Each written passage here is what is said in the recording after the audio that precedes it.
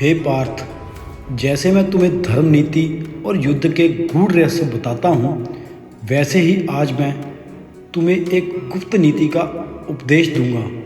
ये नीति पुरुषार्थी, विवेकी और धर्म का पालन करने वाले पुरुष के लिए उतनी ही आवश्यक है जितनी युद्ध भूमि में शस्त्र धारण करना। संसार में हर संबंध का एक अपना धर्म होता है। पति का संबंध पवित्र है, वो गृहस्थ जीवन का आधार है।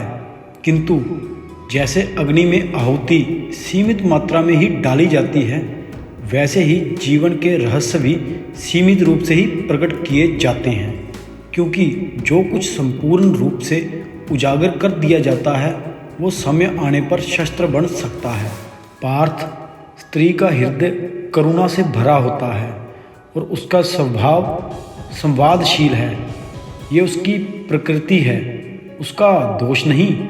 किंतु ये भी सत्य है कि भावनाओं के प्रभाव में वो समय समय पर किसी बात को अनजाने में बाहर प्रकट कर सकती है।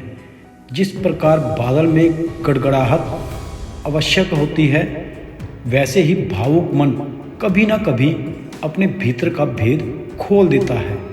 पार्थ, धर्म में मौन को अहम बताया गया है। मौन केवल वाणी को रोकना नहीं, बल्कि उचित समय पर उचित बात को छिपा कर रखना भी है। जैसे यज्ञ की अग्नि को ढक कर रखा जाता है ताकि वो मंद ना हो सके, वैसे ही पुरुष को अपने विचार और योजनाएं समय से पहले उजागर नहीं करनी चाहिए। गृहस्थ आश्रम में पति पत्नी का संवाद प्रेम, विश्वास और कर्तव्य पर आधारित होना चाहिए। किंतु विवेक ये कहता है कि जो बातें समाज, राजनीति, युद्ध या व्यापार से जुड़ी हों, उन्हें सावधानी पूर्वक संभाल कर रखा जाए। मैंने गीता में कहा है, मनुष्य को स्वयं अपनी रक्षा करनी चाहिए।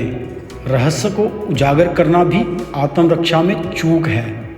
जिस प्रकार सेनापति शत्रु को अपने आक्रमण की योजना नहीं बताता, उसी प्रकार पुरुष को भी अपनी रणनीति, अपनी योजनाएं और अपनी कमजोरियां हर किसी को नहीं बतानी चाहिए, चाहे वो पत्नी ही क्यों ना हो।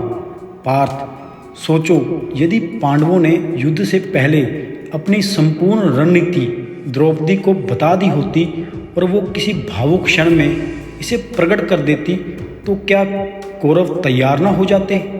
यहाँ तक कि यदि वो अनजाने में संकेत भी दे देती तो भी योजना विफल हो सकती थी।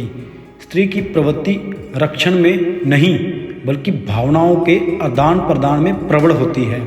इसलिए विवेकशील पुरुष अपने कुछ विचार केवल अपने हृदय में या विश्वसनीय धर्मनिष्ठ सहयोगी तक ही सीमित रखता है। ये मत समझो कि ये उपदेश पत्नी के प्रति अविश्वास है। नहीं, ये तो परिस्थितियों के अनुसार धर्म का पालन है। पत्नी से प्रेम, स्नेह और आदर अवश्य करो, परंतु अपनी नीति और रहस्य उतने ही प्रकट करो जितना आवश्यक है। रहस्य वही है जो मन, वाणी और कर्म से सुरक्षित रहे। हर संबंध में मर्यादा होती है और रहस्य की मर्यादा सबसे ऊंची है। जो पुरुष अपने भेद की रक्षा करता है, वो संकट में भी सुरक्षित महसूस करता है। इसलिए विवेक ही पुरुष का कवच है और मौन उसका शस्त्र।